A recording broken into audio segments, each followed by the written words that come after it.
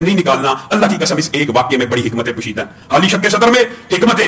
اور اس کے بعد جب اس بچے کے مقام و مرتبے کو جانچنے کے لیے فرشتوں نے میزان کو قائم کیا, صحیح حدیث کے الفاظ ہیں. وہ کیا ہے کہ نبی کریم صلی اللہ علیہ وسلم کو ایک پلڑے میں ڈالا گیا. امت محمدیہ صلی اللہ علیہ وسلم کے ایک آدمی کو ایک پلڑے میں ڈالا گیا. نبی کریم کا پلڑا بھاری ہو گیا. انہوں نے کہا 10 ڈالو, 100 ڈالو.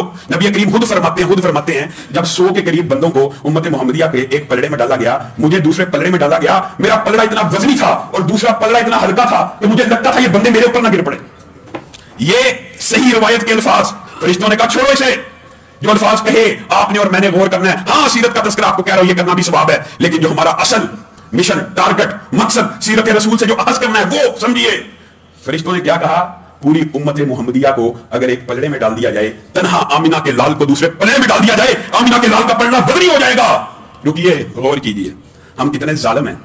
امت محمدیہ کے الفاظ صحیح حدیث میں اور دیگر حدیثوں کو اگر ملا کے بات کی جائے, وہ بات میں آگے رکھتا ہوں. امت محمدیہ کے اندر ہی ہم نے امام بنائے ہوئے ہیں. امت محمدیہ کے اندر ہی ہم نے فقیہ اور محدث اور پیر اور مولوی اور کیا کیا ہم نے درجے بنائے ہوئے ہیں. غوث, قطب, ابدال, ولی. حدیث صحیح کہتی ہے